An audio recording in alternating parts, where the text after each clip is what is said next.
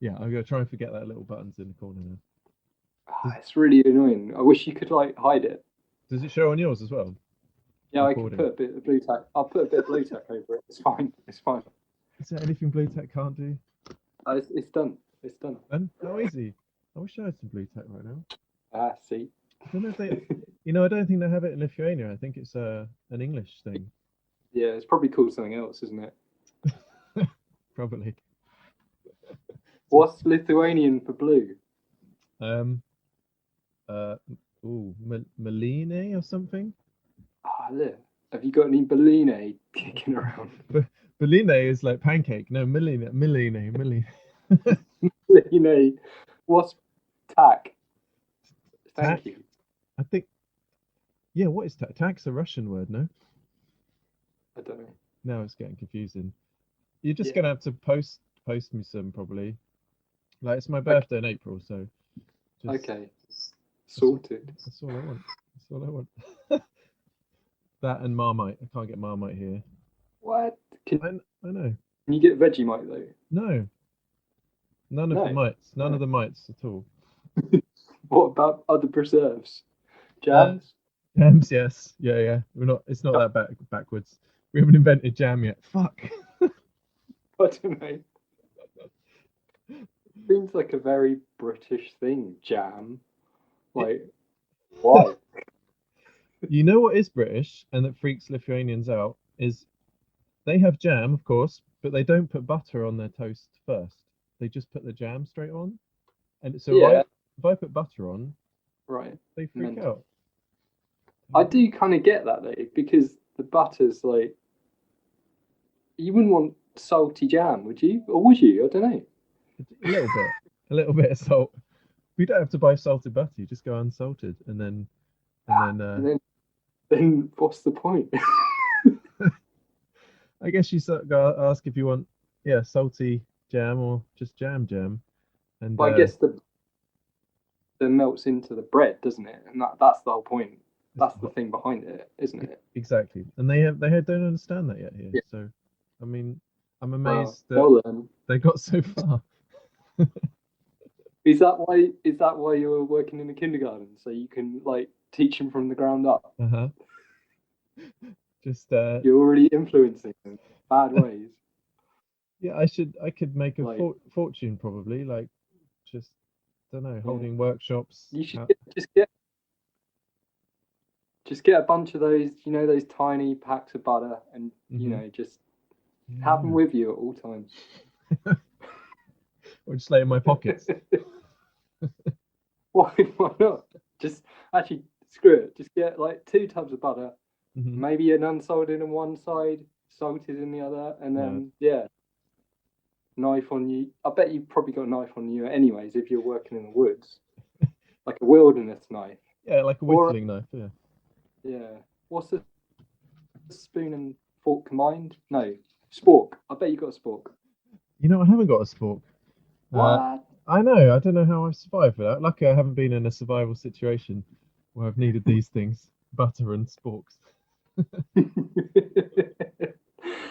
Yeah, that is secretly why I'm here. Yeah, to I knew it. finally found the truth.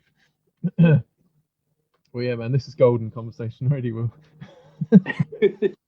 And is this what it's all about? Just Don't butter? know. Butter, Uh, jam, you work it out. yeah, Yeah, yeah. cool. Like it.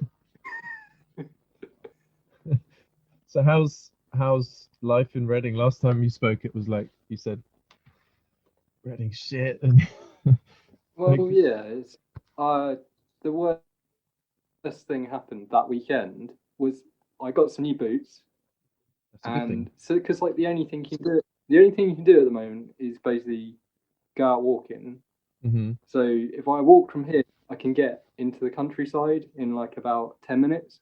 Hmm. Like you can get out literally into the middle of nowhere. So I've been doing that. So I bought some new boots and I wore them out for a 9 mile walk, which Nice. I wouldn't recommend because it just destroyed my heels, like ripped layers of flesh off. Damn. You didn't get Like any I warning got back signs? to mine. I well, to be honest, it hurt but that was like halfway around this circular route. Let's get back. So that's like 5 miles into it, and Mhm. then it hurt. It was hurting, and then obviously I had to get back. So yeah, when I got back, it was like shoes off, and my socks were just soaked with blood. It was Whoa. horrible. I had to walk like from the front door to like the bathroom, just wearing these socks, and there was just like bloody footprints on the floor.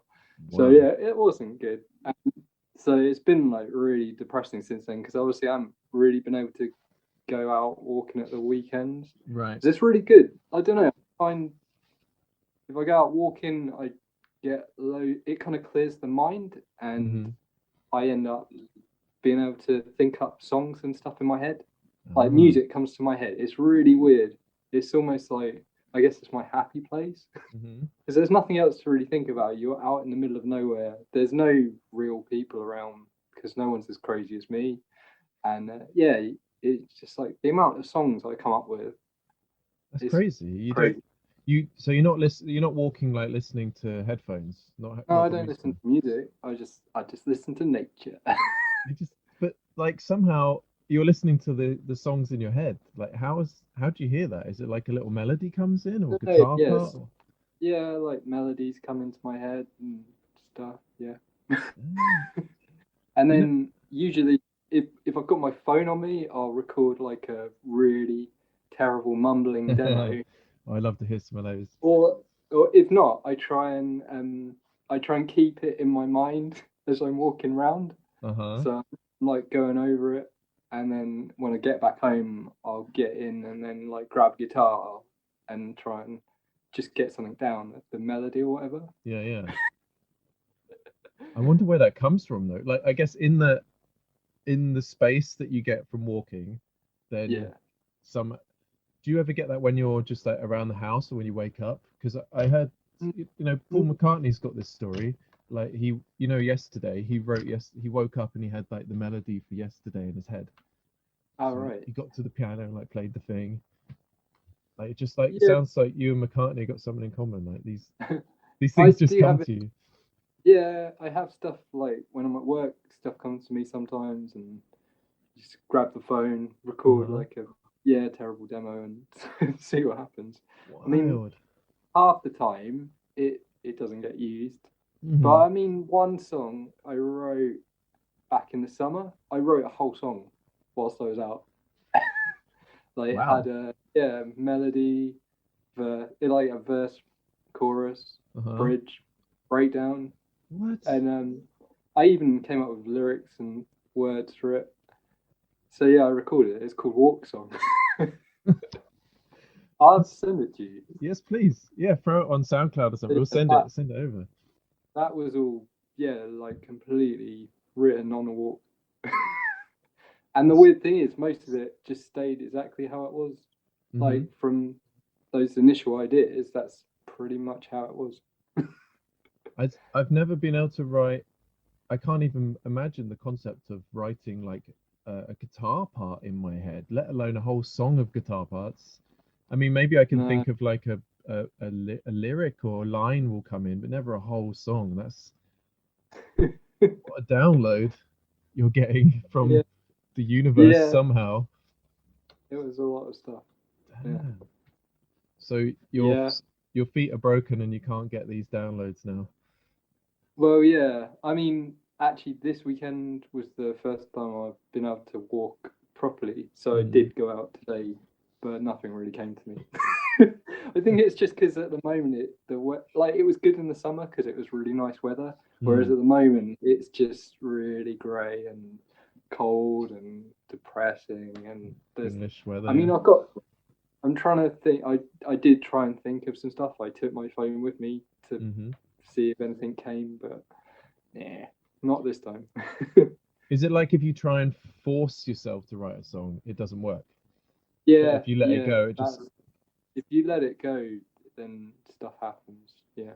damn. But I You find that with songwriting in general, when I'm trying to write a song, if I go right, if I set aside some time and like, right, I'm writing songs now, it never happens. mm-hmm. Whereas if I'm yeah, just sat there. Usually, like I love like just playing along with other stuff. Like that's Hmm. what I've got all like I've got loads and loads of songbooks, as you know. Yeah. Just love picking a songbook out and just playing along with the CD, and then that's usually what will then inspire something else. Because then Oh, I'll be okay. like, oh, I love like this bit in a song. I'm like, oh, I'd love to be able to write a bit like that, and then I'll have a go, and then next thing I know, I'm writing a whole song. That's mad. That's like that's good discipline as well, right? To learn other people's stuff and then you learn. So your I say technique gets really varied. I say learn it. I'm not really. I'm really bad at like sitting down and like learning a song completely. I just I've got to that stage where I can read tab really quickly in my head, so I can Oh, just look at the book and just play along with it. So I don't nice. really learn anything. I'm just playing it from the book. That's like a concert violinist. You just get the piece and you just Well, yeah, read but it. I mean, there's a lot of mistakes. Yeah, but in general, like if that saves a lot of time, right? Instead of going over the Well, part yeah, again and again. I mean, if say if there's a bit that I really like in it, like yesterday, for example, I was playing Dream Theater, Of course. the astonishing, the really cheesy concept like Yeah. album. Uh-huh. Um, yeah, so I was playing through that on the songbook because like they're not that hard, some of them, but then when it gets to the solos, you're like, I just really want to try and get the solos right, so I'll like spend a bit of time trying to get it right. Can Yeah, never get right. it right, too hard, but yeah, I give it a That's go. that's pretty damn ambitious. Like, um, Yeah, what do you remember like the first songbook you ever bought or got given? yeah, yeah. The first song that I bought was Supergrass, In It for the Money. That album, what a wicked album to buy a Yeah, songbook for. uh, but like at the time, I couldn't read tab or anything, so I just bought it because it had like the chord boxes in it, so Oh you could yeah. just. I think yeah, it's got Late in the Day on it. I think, Hmm. or oh, it's got loads of good songs. But yeah, so yeah, I could just play the chord boxes and play that, and then yeah, from there it went a bit crazy. From Supergrass to Dream Theater, the astonishing. Yeah, Like, exactly. that's The covering thing some musical actually, ground. no, I'm pretty sure the second songbook I got was Joe Satriani, so yes, All right, it was right. like a bit of a step up. You were straight there. Yeah. First one I have, and I probably still got it somewhere, is like Blur, Great Escape, Oh and yeah. uh, and I remember looking at it, going and trying to learn it, and then realizing that oh, the guitar is a lot more complicated than I thought. It's not like learning Oasis chords. It's like Graham Coxon's guitar was like, oh, yeah, yeah. Yeah, he'd never play something normal. Yeah, so it was probably a challenging start, but I never stuck with learning other people's songs in general. So Right. I'm curious about that, like what it gives you, because obviously, yeah, it can, as you say, like you can pick a part of someone else's playing and go, oh, I want to. Yeah. Gives you versatility, right? Yeah, I mean, because when I first started playing the guitar, I initially had classical guitar lessons for 2 years, Mm-hmm. which I hated. 2 years. How old were you? Yeah, uh, I can't remember, 12 maybe? Uh-huh. And so me and my dad started playing guitar at the same time. Nice. And basically, the teacher used to come to our house Mm-hmm. and he'd teach me and my dad at the same time. But Cool. yeah, I hated it. But looking back on it, it gave me like a lot of stuff, I guess, because I learned how to finger pick. Mm-hmm. Well, at the time, I learned how to read proper music, which I can't remember. I can still do now, but it's just really it takes me a long time. Like I Mm-hmm. could tell you a note, but it take me about 5 minutes to work out what that note is. So I learned stuff like that, and it was good because it kind of disciplined you in a few things. But Yeah. then at the time, I just wanted to learn. I was probably like you. I just wanted to learn Oasis, and the Yeah. stuff that was current. It was just I don't want to be playing all this classical guitar stuff because it like no, you couldn't show someone and go, oh, check this out. because no one would know what it was. and, You and that's the can't form a thing. band. You can't form a classical guitar band, can you? Or you probably can. I'm sure you can, but back then we had like a similar start then because I learned guitar at probably maybe a little bit younger, and my old man he still plays Yeah. classical guitar now, and so I think Oh right. I wanted to impress him or something like so. He gave me one of his Yeah. classical guitars, and I think he would teach me, but yeah, I did like learn to read music again for Yeah. like again like a couple years, but then I heard uh, a Beatles album, Oh yeah. and then I got sucked in. Yeah, then I heard an Oasis record, and then I started taking lessons at school, and my guitar teacher was like just teaching us chords, and I moved. Yeah, so I just moved from like that classical thing, and then to Yeah. chord boxes, and then it's like, oh, I can't really strum on a nylon thing, so I need an acoustic guitar, and then yeah, I just stuck to acoustic from then. But it was that guitar music, like that Supergrass and yeah, Blur, Oasis, all that guitar music of the '90s. That's like just I didn't relate to classical music. I couldn't. I tried to, but it was like not as exciting, Yeah. I remember like first I mean, guitar. the cool thing is, Yeah. no, you carry on. I was gonna say like I remember hearing like some might say uh Oasis song. Yeah. Some I must have been very young, but I remember this got a guitar solo in, right, a little one, and I remember that was Yeah. like probably the first guitar solo I'd heard. I was Yeah. because I was growing up in this classical music house, so classic FM was on all the time, and at some point, yeah, I heard some might say, I'm like, wow, that guitar sound is so cool, Yeah. and now it's Dream Theater, 20 years later, trying to find a bigger solo. Yeah. The weird thing is, I've still got all my old guitar books. Oh, because basically after the classical guitar thing, after that, basically I started learning. We were going to do my first grade, Hmm. like grade one. But luckily, the teacher. Well, I say luckily the teacher had to quit teaching and become a bus driver. Wow. And so it meant that he couldn't teach me and my dad anymore. So I had to find someone else. So that's when I moved on to the cool teacher who everyone else went to, and started learning Oasis stuff.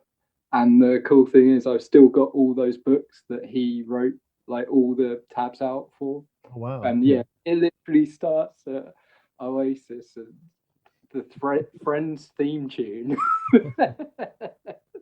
and then progressively goes like to metal and like Joe Satriani and Dream Theater.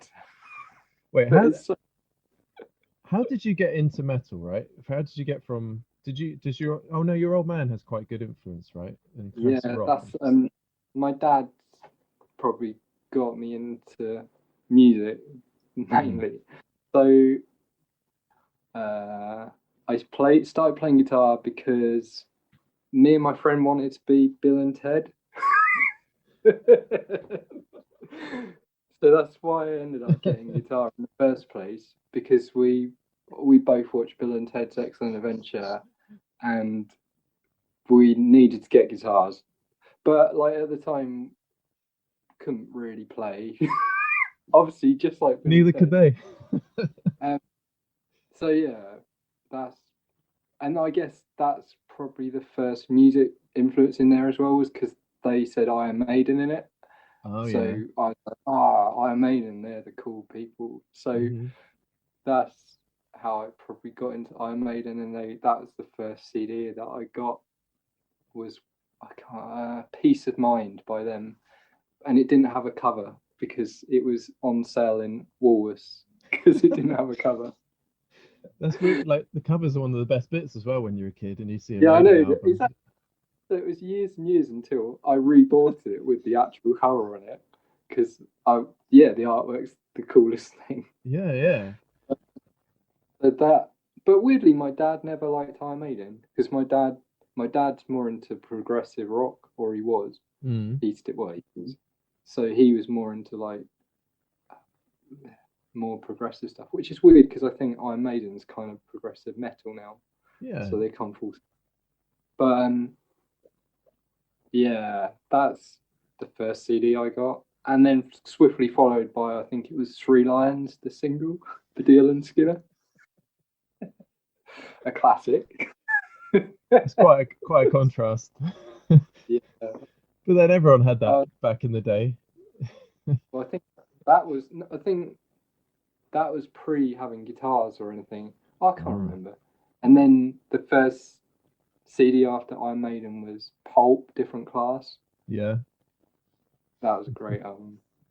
Do like that. It's funny, I never Um, got into Pulp or Maiden for that matter, although I've tried to listen to both. Like my yeah, my brother got kind of into both and not me, but yeah. I Pulp were weird. Different Class was a good album, but the other ones were quite weird. it's funny like Like Maiden though. Maiden's like a gateway band into metal, right? At least yeah, I can it's I don't know if it's like a heavy thing, but for a guitar player, yeah, it's yeah, it's pretty like yeah, pretty expansive thing. I could see like after you get into Maiden, that opens the door for like guitar, I yeah, progressive guitar music. yeah. I But think that was it. But in I because I went off Iron Maiden not probably long after that because they just weren't cool. not in the Well, because 90s, it no. was around that time when like Oasis and everyone would be. Yeah. So that was the thing to learn. So yeah, Iron Maiden wasn't cool. So after not wanting to be Bill and Ted anymore and actually starting to play the guitar, Yeah. then it was like back to Oasis and Brit pop and all that stuff because it was there was some cool stuff. Yeah, Oasis's first three albums were pretty damn cool, I thought. Hmm. But then after that, I think the thing that changed was I got obviously I was getting better at guitar, so my parents very kindly offered to buy me a new guitar for Nice. Christmas, which I saved up £100 for, and they did the rest. Hmm. So we'd go around like the guitar shops getting the guitar catalogs, right? And in the Ibanez guitar catalog, because that was the one I wanted, because that's what Joe Satriani was playing, Right. Steve Vai was playing. We'd get the guitar catalogs, and then it would have all these other people in it. And me and my dad used to go through the catalog and see, oh, who's this guy? And it had John Petrucci in it, Oh, right? cool. Yeah. And we didn't know who Dream Theater were at the time, so we'd go and look up who Dream Theater were. And my dad bought Falling into Infinity first because that's the one that was out at the time because it must Hmm. have been 98, 97. So yeah, that kind of like opened the door to Dream Theater. And Hmm. also Paul Gilbert, he was in the Ibanez guitar catalogue. And then Korn as well. That's when like Ah. Korn, because the cool thing was then because I had okay, we've got the guitar, opened this door to like loads of different bands and stuff. And then we used to have this thing at school, which was like a rock night thing. They'd have like the school bands playing, right? Awesome. So I was in a band, which was really weird. We used to play Chili Pepper stuff, even though I never really got into the Chili Peppers. Right. Right. We played two of their songs, um, and we were playing some weird funk stuff, Green Day. Uh, but there was this band there who played, and they played Korn, Blind, as their Whoa. opening song. I didn't know who Korn really were at the time. I'd heard a few bits, and I just remember it with the drums, the Oh yeah. and it was just like, whoa, what is this? This is awesome. So yeah, they played that, Papa Roach, Last Resort, Foo Fighters, Monkey Wrench, and it was just this was like just opening a whole new like doorway of bands for me. And the cool Wow. thing was that joined their band, Oh, so awesome. I ended up joining that band, and we played Deftones and stuff. So yeah, it got me into Deftones and Korn, Papa Roach. But yeah, Hmm. at the same time, I was still getting into Dream Theater and stuff with my dad, and he found like bands like Symphony X, which was like uber like shreddy stuff. Yeah. Yeah. I can't think what else. Yeah, loads of stuff like that. That's a But cool then, story. I can imagine you standing at that gig like a little kid, and then just like hearing that it was getting blown away by this sound like you so never good. heard new metal before. It was so good. But I guess that's kind of where me and my dad kind of didn't share the same thing because he never really got into Corn because that was a bit too heavy for him. Yeah. But I thought it was great. Corn, Limp Bizkit. Yeah, yeah. This Wes Borland's an amazing guitar player Uh-huh. stuck in Limp Bizkit. Yeah, like he's got the riffs. I say that I love Limp Bizkit. I'm not mocking it. He But tried to yeah, go Deftones. solo though, but it didn't. Yeah, He Deftones. did, yeah, yeah. He tried it, but it wasn't as good. That's a crazy time. Like that's a crazy way to hear your first Corn song as well. Yeah, Um, yeah, I I have a story about Deftones hearing Deftones the first time, but it was like yeah. way later. Like, have you heard Corn at school? Was it school still? Like you were doing Uh, well. I was, yeah. It must have been 99, I Just think. right, just before leaving school. I would have been at sixth form, I think. Oh yeah, because okay, I remember because I don't know when White Pony came out, but White Pony was the first Deftones I'd heard, and I'd not heard any Korn. No, I don't know. I guess I was stuck in like that guitar indie like Verve and Oasis vibes for few years, Beatles probably, and then Yeah, heard no metal before, and then I was at college, and I almost remember it like it was a like religious experience, like because my friend just she was sitting next to me and she just went, listen to this, and put headphones on my head. And it was Deftones Knife Party, yeah. which is a crazy Cool. song to hear with that screaming high vocal at the end. Yeah, And I just remember sitting in this probably IT lesson, and this fucking song is like, I'd never heard guitars like that, never heard vocals like that. And it just like blew my head off. And then, yeah, of course, like after hearing that, it's like, oh, you can't go back. It's like, okay, I need yeah. It's now I need all the Deftones albums. Who the Deftones? Who are they? And talk about how to find music back then. Like looking in Ibanez catalog's pretty funny, but yeah, it was like there's no internet back then, so you kind of like had to graft your well, way. no, You'd see like a poster in a guitar shop, or I used to get Kerrang magazine and yeah, see yeah, who's playing on download or something festival, and like pick yeah. a few names out and go, oh, okay, I'll listen to I don't know, Incubus or Yeah. something. But then that was the thing. The only way to listen to an album was to buy it. Yeah. Like there was no YouTube or thing. It was like, or someone would do you a copy on a tape or something, or do you CD, like burn you a CD of it. That's how it always came about. Because like you couldn't. I know it's too easy these days. You can just go on Spotify or YouTube or whatever and preview an album before you buy it. But back then Yeah. you couldn't. So you had to commit to it. Yeah, and back then when you were like in school and college, like probably didn't have much money, and albums cost a Yeah, lot of money because they're worth yeah, more back then. And it's like yeah. I don't know how much it was for an album in HMV or Woolworths for like 10, 12, It's 15 quid. like £15. Yeah. And like so you sort of start building up a collection, like you're collecting Pogs or something, and each one is super valuable. Oh yeah. You get your big And the stack. CD. Yeah. Yeah. But yeah, no But internet, then no internet. yeah, because I guess then when I then got into more music, it was probably, I guess, Jim. Jim got me Mm, into like Killswitch Engage and stuff like that because I yeah, hadn't heard of them at all. Like he was the one that kind of got me into more metal. I guess more metally stuff because I was into new metal, but I was never really into metal.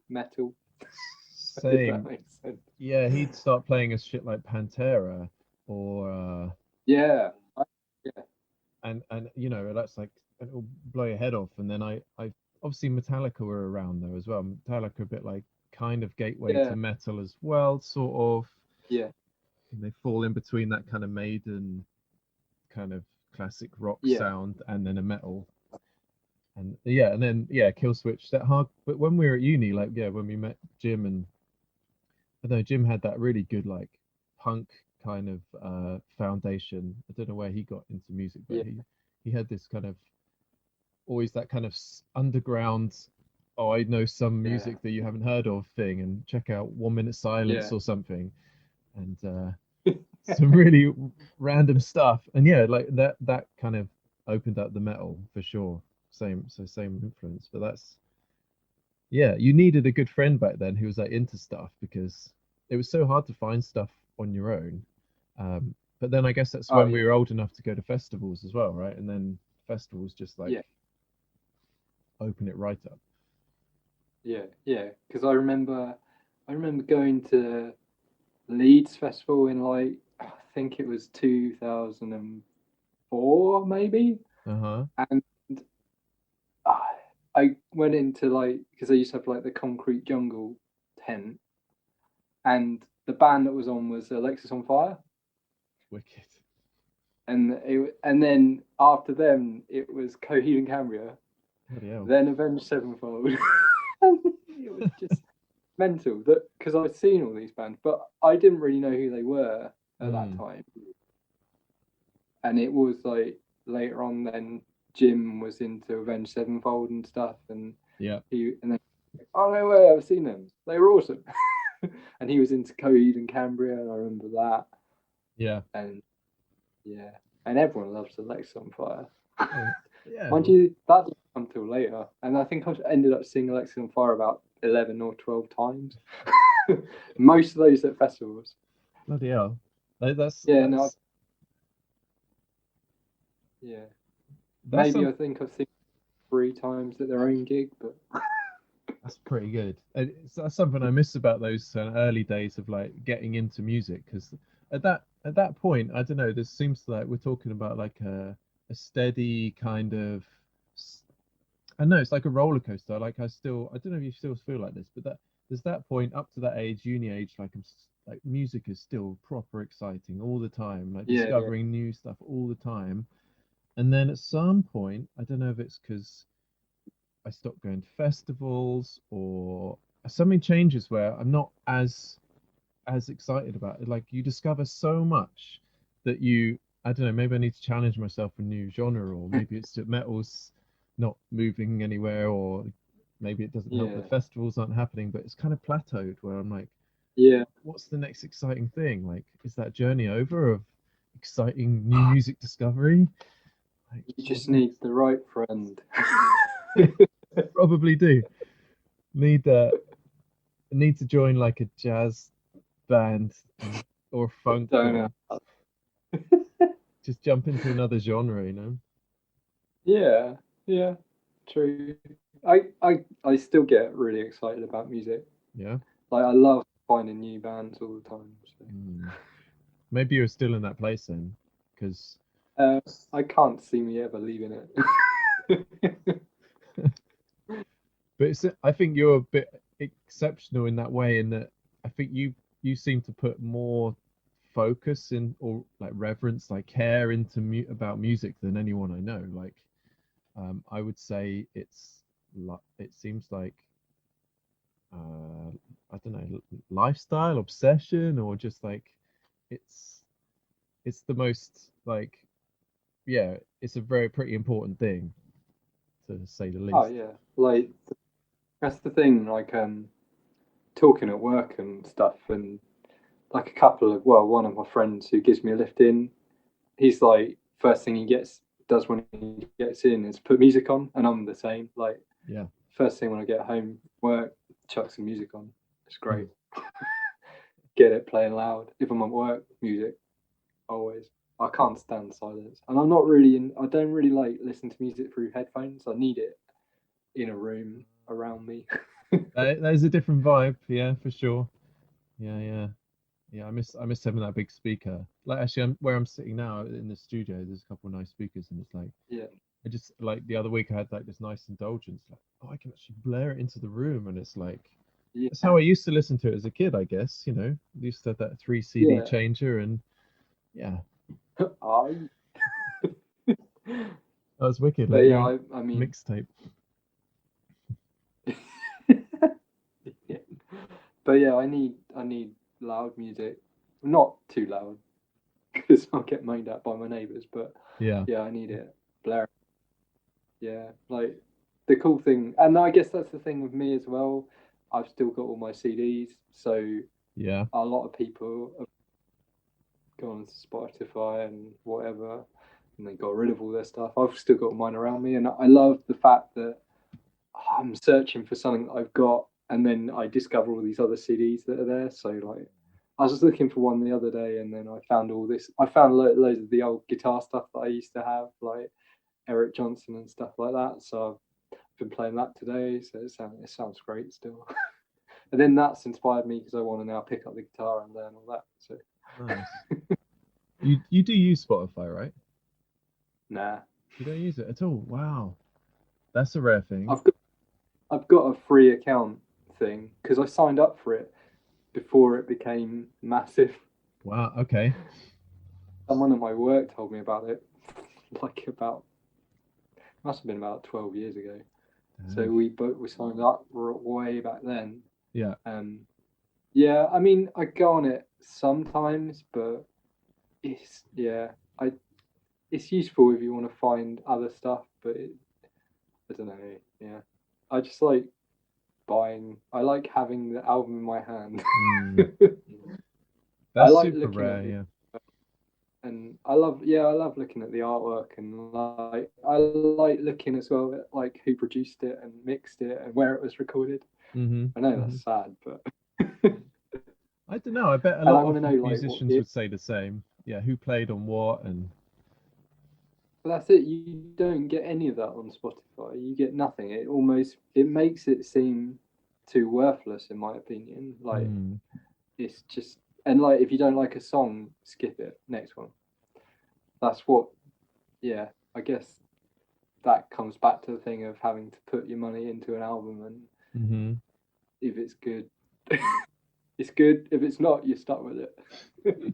But the thing is about being stuck with an album, like you at least when now I do use Spotify, but yeah, I remember when I didn't, and you have that sort of small collection of albums, and there's one you don't Yeah, like very much, but then you kind of end up eventually giving it another go because you've listened to all your other stuff and you can't afford a new album, or it's just sitting there, and then at yes, some point you get into it, and instead of just like now on Spotify yeah, we just dismiss it, you give it a chance, that's try and it. I understand it, guess work it that's out. that happened with me with Kid A, Oh yeah. Radiohead, because it was massively into like I guess the Bends. This was way back. Mm-hmm. Uh, yeah, massively into the Bends because we used to play Just in the band, which was such a great song, Cool. and Yeah, yeah. so it's well into Radiohead. Then obviously OK Computer got that, and then it was like Kid A was coming out, and everyone was like really hyped up. This was when I was at sixth form. Everyone was like, "Yeah, it's coming out!" So everyone goes to Woolworths on like the Monday morning. No, it would Yeah. have been Friday. Fridays, that's when release. So everyone goes to Woolworths to buy the album, and everyone hates it because they're like, "Where's the guitars? What Yeah. happened to the songs?" But I hated it at the time. But now, yeah, it's just one of those things that years later I got back into Radiohead and you go and listen to it and you're like, there's some really cool stuff on there.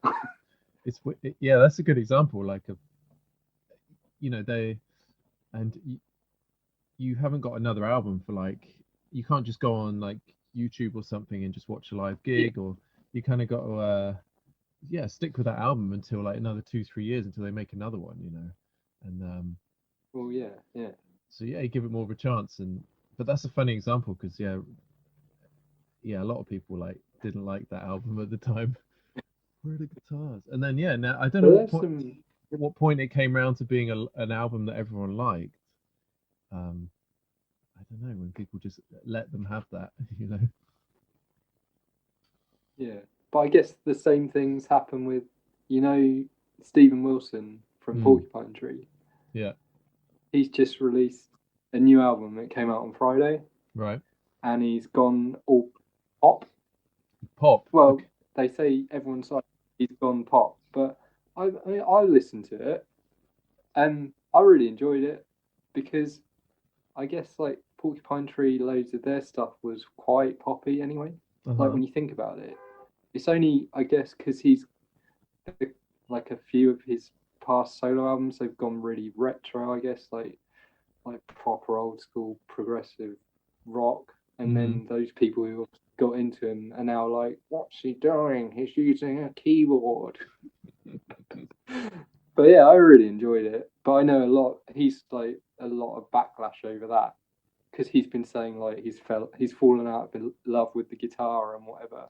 So Ah. the guitar doesn't inspire him anymore. But it's still it just sounds like him. To be honest, I just see it as like the next chapter. Well, that's the thing. If you stay with But someone long enough a as lot of well, people, yeah, you yeah, just sort of and I guess um, something you couldn't do back then that you can do now is like, I don't know if you're into doing this, but I've got a big habit of so if you're buying lots of CDs and getting the real deal, I'm always on YouTube trying to find the interview about the album or try and work out where the cool, artist was when they wrote it. And yeah, when you that's yeah, the nice thing about now is that back then you might get an article in Kerrang or something or NME or yeah, Q or something, but gives you a tiny like insight into what the artist was doing at the time. But when you can hear him talking about it, speaking about it, it's like a way to, so okay, I don't, you can hear like why Stephen Wilson got did what he did, yeah. and yeah, it gets you to understand the person a bit more and connect with the album. But No, yeah, yeah, but then again, yeah, like buying it, you having it in your hands, reading, seeing the artwork, giving because the artwork gives kind of like an impression of like the place the artist, the musician was in when they made it, and yeah. Like, it's important. the most annoying thing though is I bought okay the song that inspired that song when no yeah the album that inspired that song when I was walking, the Mm-hmm. one in my head. I I the only way you could get that was from America. Uh-huh. Uh-huh. So I bought it from America. It ended up costing about £60 with Whoa. import fees and everything. Uh-huh. And I got it, and then it didn't really tell me anything in it about who produced it or anything. It was really annoying. So I was hoping that it was going to have like this big list of like where it was recorded and what gear they were using and like, Uh-huh. but all it was like produced by this one guy. So I typed his name into the internet, and there wasn't much stuff on it because I really loved the production on it, and I think that's what was inspiring me to kind of want to write a song like that Yeah. because it was kind of like it was like a really pop production, but on like a kind of like a metally band. It maybe a bit. It was a bit too overproduced, but I loved it. It sounded awesome. Mm. Mm. So yeah, that's why I love buying the stuff because then you can see. But obviously that time I couldn't. But at least I know the producer, so I can see in the future what he does next time, Yeah. and hopefully it won't cost six. That's a real yeah, reverence and respect for people who make music. That just doesn't, even I don't do that. And I say even I because I like making music, but I got to a point where I'm like, when I was a kid, I was like, oh, when I'm playing guitar, I'm gonna make I don't know if I thought of a career. I was like, I'm gonna play, and I guess I will get paid for playing.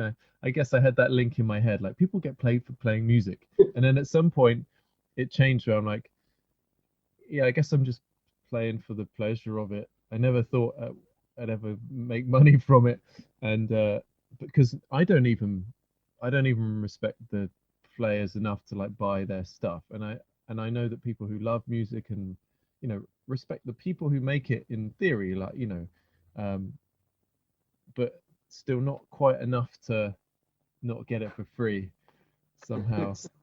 I don't, Yeah, Did you ever meet anyone who does what you do and actually buys the T-shirt, buys the vinyl, buys the CD, gets more than one copy, gets the imports? No. Yeah. I'm special. There's something to be I said for that. yeah, but I'm sure there must be other people who do it. Hmm. Yeah. Like,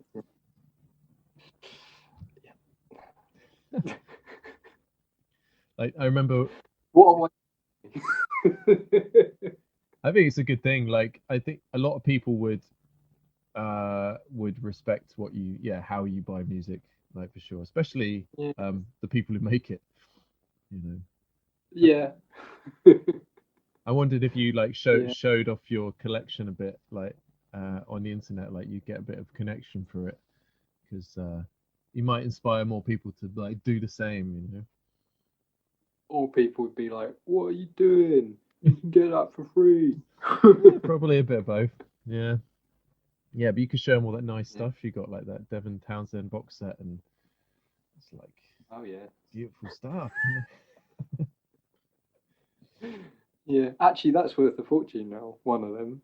Yeah, no It's doubt. like worth 200 quid because they only make so many. So Yeah. yeah. Do you do Yeah. talking of getting paid for music, like, do you remember if we, because we used to obviously be in an awesome band, best band in my memory. The best. It was. And then I mean it is. I still say it is because it still exists in my head. And It does. did we ever get paid? Yeah, I remember one of the best things was that time when we played the New Cross Inn the first time with Oh yeah. who was it?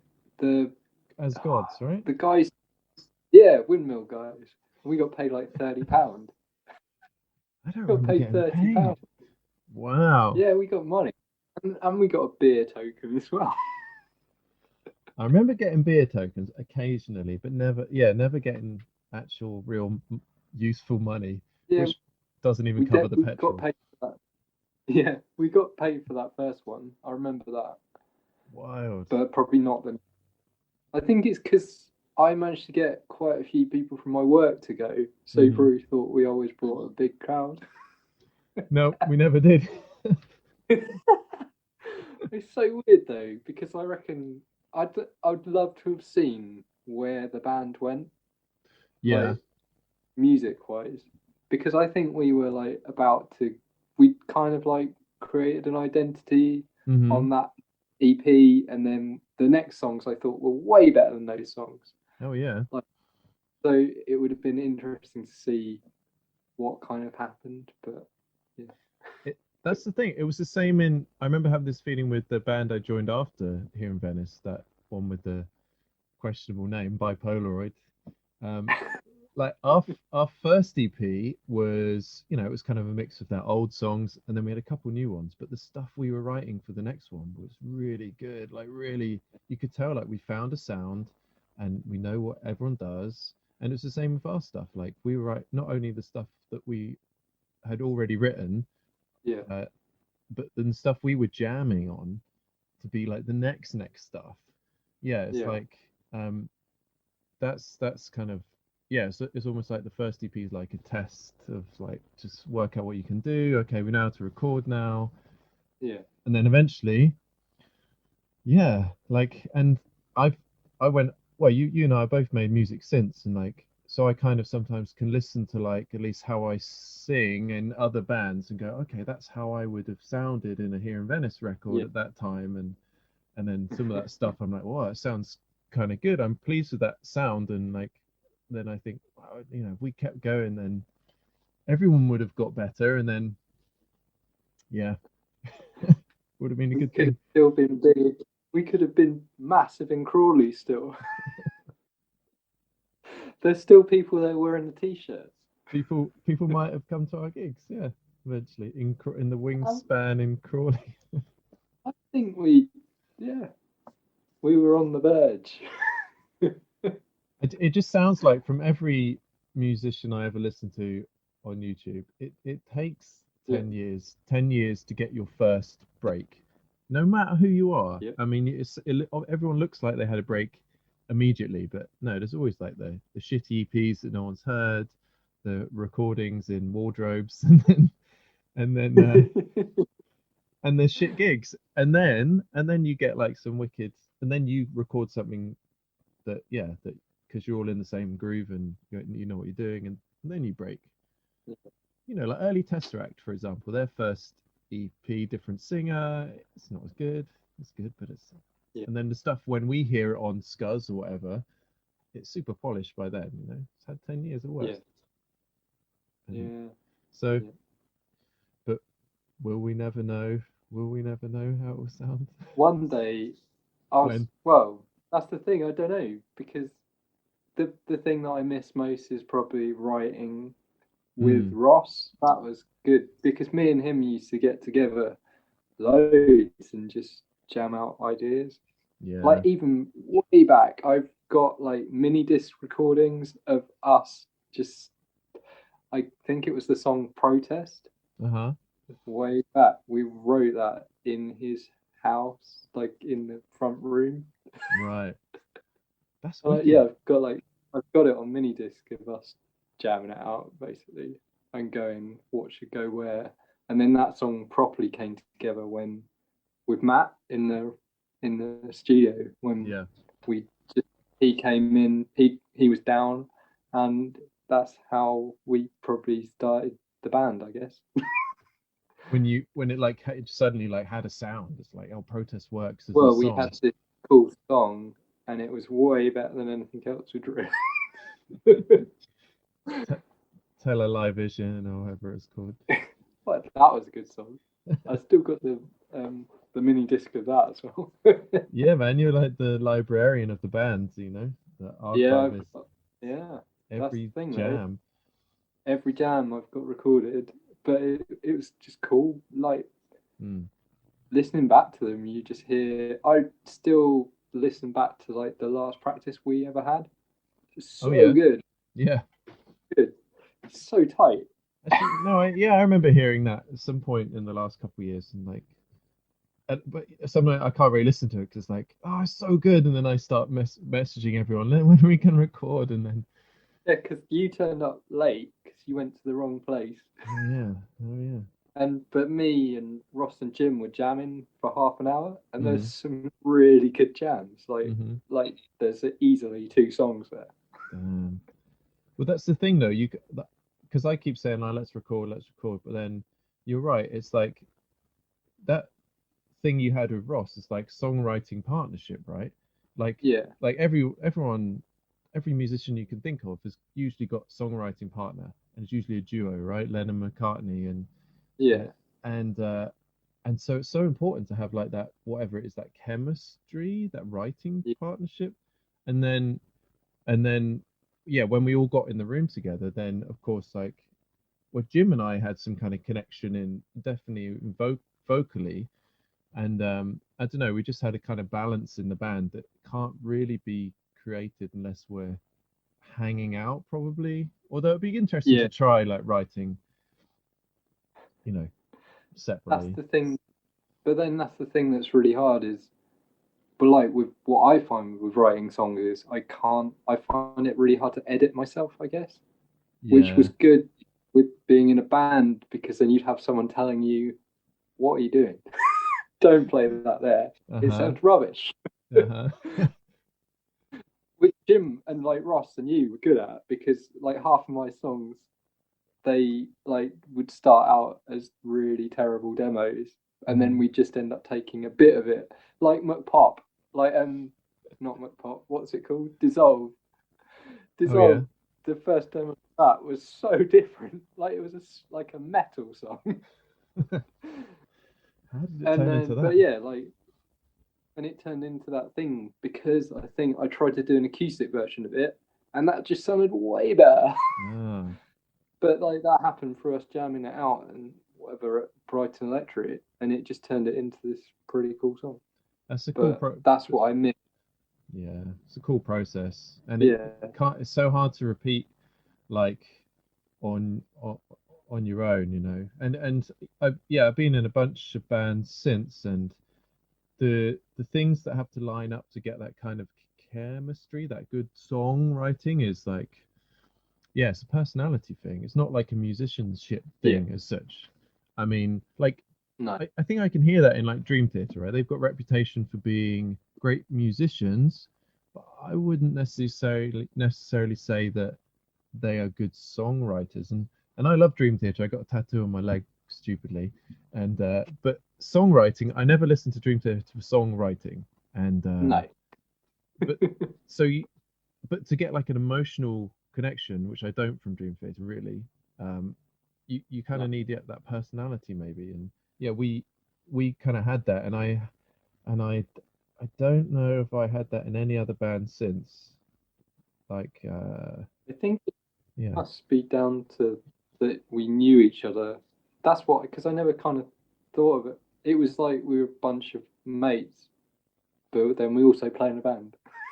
yeah, That's kind of that's why it was so good when you were like able to join. I guess was because we knew you. Like it didn't like yeah, with the singer before you, he was rubbish, but like also not a very nice person. So you could never kind of like I don't know, you kind of wouldn't put the effort in, and that was right, like the thing was when you joined as well. Then oh man, I used to look forward to the weekends every week. Like I'd put in so much practice in the week, mm. trying to write songs, like jamming out what we had, just because like I kind of didn't want to let anyone down because you're all Ah, good friends, and then you knew that it was could be more fun. Well, it was fun. Yeah, that's awesome. That's a cool way to say it, and it yeah, it was like a yeah, you don't want to let anyone else down, like, and I remember being that yeah, it reminds me how that puts a feeling to how sorry, it puts words to a feeling that I had in other bands. Like I'd turn up for practice, but yeah, I would be only committed if I was really trying, it would only be for me. Like I want to test how yeah, good I can sing here. Or so that would be like the way I'd get a good performance, but I'd never really do it for the others. Uh, or so I always felt kind of separate in these other bands. Although, of course we still jam yeah. together in that. Or sometimes I'd be like lazy and I turn up, not rehearse, not warm up, and I just like blag it. And yeah, for our band, it was always a bit more like I don't know, yeah, you kind of want to impress each other a bit. Like I don't know, I Yeah, always wanted to like definitely. yeah, impress Jim, impress everybody. Like I got to Yeah, be the better singer, or stand or like or try and when you got a singer like Jim in the band, it's like fuck, got to try hard. So yeah. there's a bit of that, and But yeah, that's the difference. Yeah, like because I played in that band in London, but hmm I mean that kind of more like felt. I did it for a year, but it felt like a job more than anything. Because right, basically, I was doing it for a friend. hmm He wanted to play this album live, but I don't know. I found it really hard to connect to the songs because I had nothing to do with them. yeah, So it's basically just learning someone else's stuff and then playing it. But it's really weird because if you have to play someone else's stuff, you kind of don't want to make any mistakes. hmm And um, I'm really bad like that way. It kind of stressed me out because I just spend all the time just playing this stuff because I didn't want to make any mistakes and I wanted it to be good for him because he hmm was a really good mate. So but then it also went the other way that it blocked any creativity that I had when I played the guitar ah, because I felt that if I was playing the guitar, I had to play these songs because wow, I don't want to that's make any mistakes. unhealthy. It was really bad, and that's why I kind of had to like stop playing in the band in the end because I didn't write anything for a year of my Wow, own stuff, and it was really bad. that's strange. And Like, so you couldn't be a session musician, really? Maybe. I don't think I could. I don't think I could Hmm. because I like it was like a creative block. Well, it comes back to like what you were first saying about writing while walking. It's like, well, if you're if you've got the kind of head that gets these downloads of like original like Yeah, things, then yeah, maybe you shouldn't, get put nothing in the way of that. yeah. Maybe one day I'll put my music up on the internet. Would you? That'd be nice. Yeah, I do actually need to do that. I was in the same position for like at least 2 3 years, like having completed a bunch of stuff, like Yeah. actually loads and loads of stuff, and I didn't even realize how much stuff I'd made until I Mhm. went and sat down, and I'm like, wow, this is taking me like a week, 2 weeks just to upload this stuff. And then you sit back and go, holy shit, like there's a whole like identity of music here. And I don't know, it's for me it was really nice to get it just kind of out my head, Yeah. and go like, you okay, you everyone else, you deal with it now, you can, it's yours, whatever you want. Yeah, share it, man, whenever you're ready. Yeah. I need to set up a bang camp thing and just chuck it on there really Hmm. because I think it's kind of closure as well because then it's like it's done. Yeah. Well, it's not like I'm going back to it, so I'm not going to go back and change anything. It's a done thing. Well, there you go. Does it not feel like it's sitting on it's like a weight on your mind if it's not Yeah, released? yeah, because I think I told you before, I do like a limited run of physical ones. Yeah, So I got like 10 of each of these things just kicking around. it's a nice Just, idea. I don't know why, but yeah, one Yeah, day, because one day, put them up you're on back and yeah, I mean, sell them. you're into like the physical copy anyway, so I see why you get them Yeah, done. I love that because well, I make everything myself and design everything. So Hmm. I like making stuff. So it's just something to do, really. Is Well, yeah, it's like the pleasure of it. Like I found like since I started, it's hard to stop now. And then the more I do, the more I learn, and more I can do. And then it's like you just I get carried away with it now. And now I don't can't yeah, imagine not releasing. And now I just kind of want to release all the time. Um, yeah, that's cool. Contradiction. Yeah, it's quite nice. Yeah, I got to be careful now that the stuff I'm releasing is good, instead of just like It- releasing something for the sake of having something new. But I guess if you think it's done, it's done. So it's out there. It's how you want it. Yeah, yeah, Don't let other people tell you what you think, what to think. yeah. Yeah. It's me that will usually worry about it more than anyone else. Yeah. Hmm. But then that's with me, I worry that people won't like the stuff, hence why I don't release it. But that's a mad But idea. Why? okay. Yeah. Who cares? Like what? Then no one's. If usually if people don't like it, they won't. They probably won't say anything. At least. Well, yeah. That's why if you release it on Bandcamp, they can't really say anything unless they pay for it. And then, but why would they pay for it? Because you can listen to it on there. Yeah. So they wouldn't pay for it and then slag it off. Or maybe they will. I don't know. But even if they, yeah, even people probably aren't going to slag you off. It's unless you're making offensive music. Uh, Maybe. Usually, well, like I had this little doubt over that video gig I made the other day, and I haven't had any doubt about making music for ages.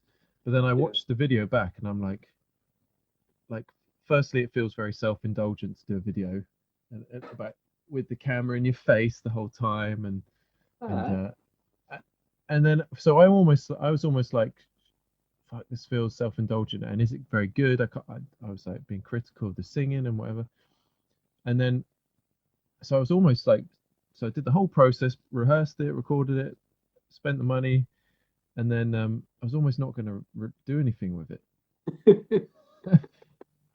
And at some point, I was like, what? Why do I care? Uh, yeah. I guess it's like I can't be the judge of this thing, and like it's not my opinion doesn't matter, at some point. And then I threw up, and then it made some nice connection. I was like, what was I worried about? What's the point in worrying about? Just I had all the like energy to create it and sing it, and all that Yeah. time, and I'm playing it, I believed in it, and then as soon as I saw it, I'm like, I don't believe in it. It doesn't make sense. Yeah, yeah, That's fear, self-critics. It's yeah, pointless thing. yes, definitely. Yeah. Oh well. Yeah, at But now least. it's up and it's awesome. So, Oh, thanks, man. cool. I'll do it. I'll do it. Yeah, please do. But yeah, okay. That's the thing at the moment is it's just hard to find the inspiration to do the next thing. Uh, but you've done quite a lot recently, I would say. 3 EPs in the last two. How long? It's in since you did at least the EPs I know about. So you've done 2 EPs, one uh, acoustic, one kind of heavy, and then you working on a third, right? I didn't. I did that one, The Elements, which is earth, fire, air, and water. Mm-hmm. So that was not last year, but the year before, maybe. And Oh that yeah. basically that was everything was tapped on it. Uh-huh. So like, the main thing was all the songs had tapping in them, and it was mainly all clean guitar. I don't know why. I don't know why, but yeah, it just felt like something to do. Uh-huh. And then the one last year was, yeah, the acoustic one, Mm-hmm. which was tuning the guitar weird Mm-hmm. for some reason, and then just writing a bunch of songs in a weird tuning, not knowing how to play the guitar anymore. Who knows why? But yeah, that was good fun. And yeah, recording acoustic live, that was interesting Mm-hmm. because usually I do everything electric and then you can edit it a lot easier. Yes. Yes. um, and then yeah, the new one I'm trying to write stuff on piano, but actually no, I tell a lie. I did think up some stuff today whilst I was walking. Mm-hmm. Is because I got this song on the go, which is really orchestral. So written, I got like a free download of this orchestra program Right. from Spitfire Audio. If you go on there, you can sign up for it, and they'll send it to you in 2 weeks. It's like a £50 program, but you get it for free.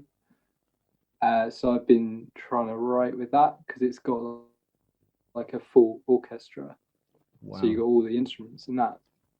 So I'm trying to write a string section like properly. That's awesome. So yeah, it's like mainly written on piano, but yeah, it's Mm-hmm. got an orchestra. But then today when I was walking around, I was like, why is it just got to be piano and orchestra? So I was like, I just thought up like this like kind of like heavy bass line Mm-hmm. in this tune, which I thought would sound really cool, and then get like guitar, electric guitar in it as well, Mm-hmm. like really reverb stuff. So I'm gonna try that at some point because I reckon that will make this song sound awesome. Sounds like you're just like each of these projects is super different and almost like a musical like experiment for each one, little playground. Like Yeah, yeah, you're testing your own ability to play and like setting different rules, and that's super awesome. Like I write in a very different way. I'm like totally tied to acoustic guitar. And yeah, talking of old guitars, so this making noise. This guitar I have was the same one that I chose with my dad when I was probably like, I don't know, 15 or something. So yeah, my that's awesome, mate. that that kind of experimentation that you're doing is super exciting. Like you, well, I don't know what you're gonna make next, and you're making it up like. That's the thing though that I thought about. If I write on the piano, I don't really know how to play the piano. Mm-hmm. So I was telling people at my work like how I write stuff on the piano is I just put my hands on it and see what happens. And they didn't believe it. They don't believe it. But that's what I do. I just kind of I'll put like I'll pull my fingers out slightly, I guess, like Uh-huh. span them out, and then I'll put it on the keys and just see what it sounds like. And that's what I do. And then I'll make up stuff from there. That's But literally how I play guitar. That's how that I have no idea what I'm doing with it. And it's the same with piano. Like, so I relate to that totally. And there's a piano here, so I'm looking. It's like I just sit on it and I'll press one key and then try and remember what yeah, sounded good. But it's super fun. Like not having because you yeah I'd say like you know enough guitar that yeah, you learn other people's music and you can read a little bit. You can read tab at least. So I never play covers and I never learn anyone else's songs. So I'm stuck in my own ability in a way. It never changes unless I push myself, which I don't.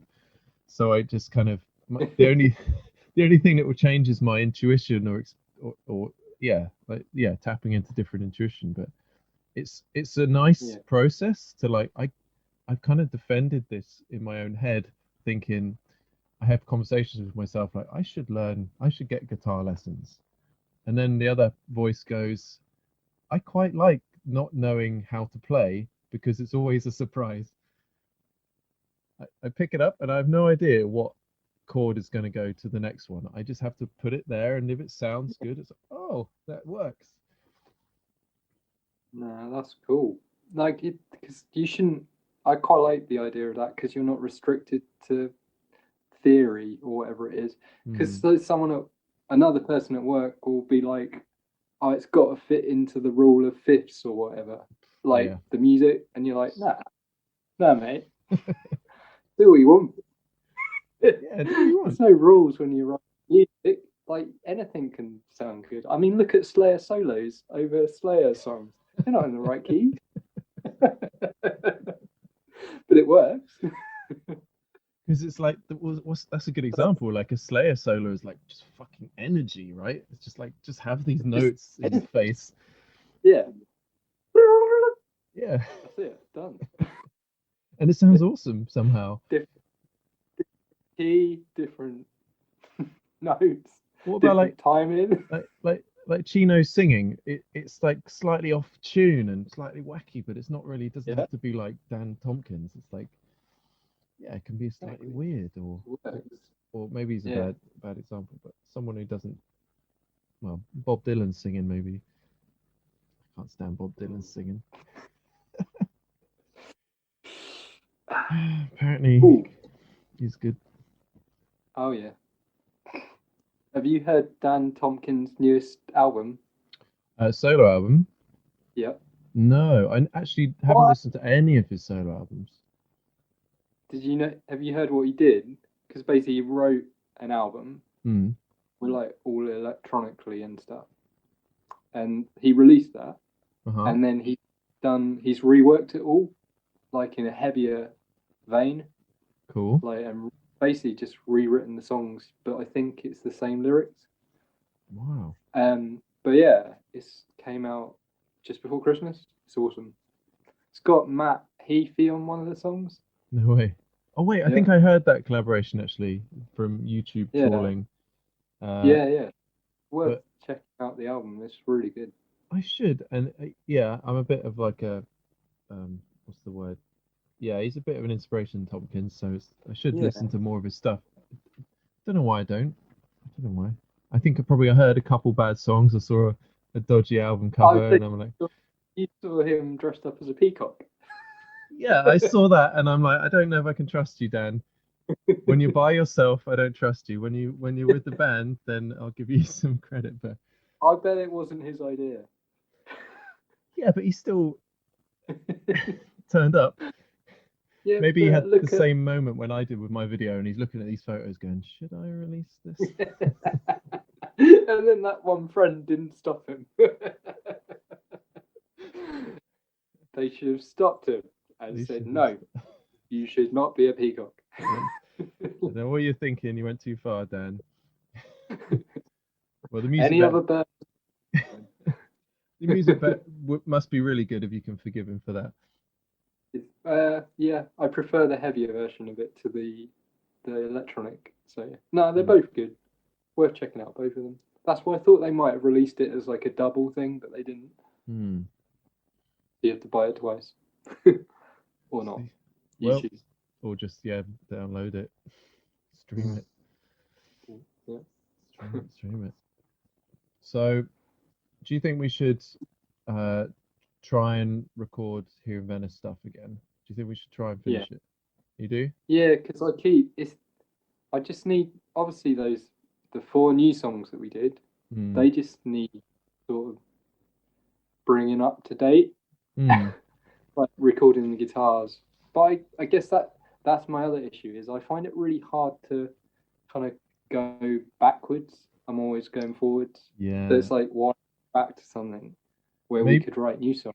maybe we should, because when I sung on that stuff, I don't know, it was 2 years ago or something, in your house Yeah, and sung an old song. It's yeah, like super like constricting to try and sing in that old way.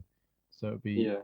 it'd be really nice to like just be interesting for you, like, because being the songwriter, uh, if you started playing something and you hear other musicians say this, oh, that sounds like a Here in Venice song.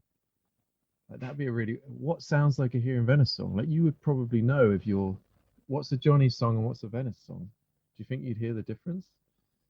No, because I guess everything I wrote at that time was a Here in Venice. Yeah, that's why it'd be weird to do it now. Like you might be walking and be like, shit, that riff's like a that's a Here in Venice riff.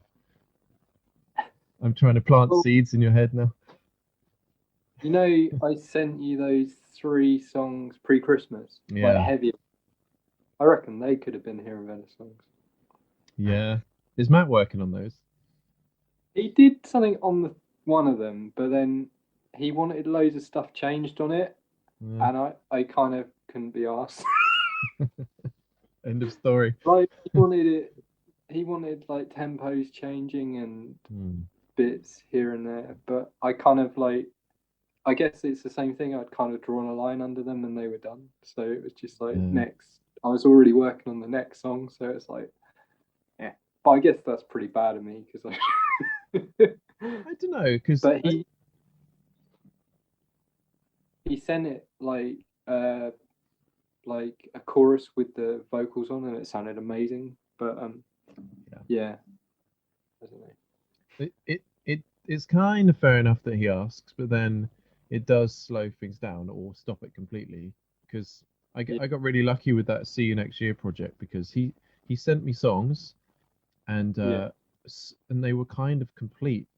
Even though like some of the arrangements were kind of like a bit wacky, and I had to like work out really. It was kind of difficult to work out a vocal part, but I was never going to be like, oh, just you got to shorten that verse, or why is the middle eight after the intro or something, and it'd be like just, but kind of work with it because then it just kind of got shit done. It's like okay, it's my challenge as a singer to like sing on that wacky arrangement, and yeah.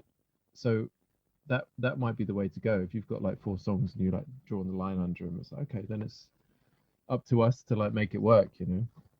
Maybe that would make it happen. Unless your arrangements are really like insane. Wait, am I writing some Here in Venice songs then? It sounds like it. Sounds like you might have already Okay, written a few. I'll write some. I'll write four Here in Venice songs. It's easy. It's like putting an order in at a restaurant. No, but that's the thing. If someone says you've got to have four songs written for Here in Venice, that's good because it's like a challenge. Oh, So you. I'll Oh, yeah. rise to Okay. and I'll do it. So what's the Here in Venice format? Okay, you've got to have kind of slightly wacky Yeah, one in that's there. it. You've got to have Got an epic like one, yeah, maybe a mellow one, and one. yeah. Do we do ballads? Is that us? Well, Waves is a bit of a ballad, isn't it? Oh yeah. Oh, I love Waves. That was a Yeah, good song. they're all good songs. Yeah, yeah. Yeah, there you go. That's a challenge then, because I'm Awesome. up for singing them. I actually How? had sorry. What's this studio that you've got there? Then can you just do what you want in it? This is I know it's a pretty messy space, but yeah, it is a recording studio and rehearsal Cool. studio. So I could record vocals here. I would Is this probably at your school? no, this is near to my house actually. So it's not Oh right. so it's in town and yeah, Cool. just a friend of mine rents this space and so I rent off him. Yeah, so it's got drum Awesome. kit, piano, and a desk here, so we could record here. But I would record in England for vocals with existing mortal Oh yeah. singer Merrick. He's the guy to go to, and then so yeah. If you, I had this idea the other day when I was talking to a friend about here in Venice and thinking I was kind of like really uh pissed off, saying, we're never going to record another EP. What I'm going to do is just ask Jonny for the guitar parts, learn all the guitar parts myself, record the whole EP myself, and then just send it to you guys and go, let's done. do that. It would just take me like 4 years probably. Don't know if I'm invested. Okay, fair enough. No, that would be cool. Well, I thought about it. Just get it done. Okay. Yeah. The cool thing is now though is I've got really nice guitar tones. Mm-hmm. So, yeah, it's just a case of recording it. Well, when you finish the orchestral, piano, heavy bass, reverby guitar vibes thing, and you need a new project, yeah, I might do it. But I'll do it at the same time. Yeah. All right. Cool. In theory, the old songs is just a case of just playing them again because I done the demos in the first place, so I've got like the maps of everything. It's just a case of re-recording the guitar. Yeah, and like I guess you could leave it open to adding bits if you wanted to. No, it'd be weird to see. Yeah. If you want to, if it's exciting to play it. I don't know. Probably not. Might not be. It might be super simple. But I'm. What's the song? Help Me Now. I reckon that could have been way cooler. Yeah. Like loads of where the verse was really sparse, but Yeah. I reckon you could have some really cool bits in the background on that. It would sound great. It's good to have space. Yeah. Well, I kind of I don't know why I kind of feel pushy about here in Venice. Like at the time it's like, oh yeah, of course we can't write together if Ross moves away, and then it was like as the years went on, I'm like, of course we can still keep going. You know, bands rehearse remotely all the time. So if we had like the motivation, and I know everyone's got families now, but if we really wanted to, we definitely could, even though it's locked down in different countries. And it could be quite a cool thing just to have a band still going. Because just do like I could have phoned Ross up like this, Zoom, had a guitar, he had his bass. What do you reckon? Yeah, and then it's like a hangout as well. It's not the same as like hanging out in the same room every weekend, but it was still like occasionally be like a good way to touch base. Touch base. Get it? That was a cool conversation, man. Easy, yeah. Hour and a half. Yeah. Easy when you're talking about music. Quick. For sure. I guess I'll say adios and then till next time, man. Cool. Cheers. Take it easy. Bye. Bye. Bye.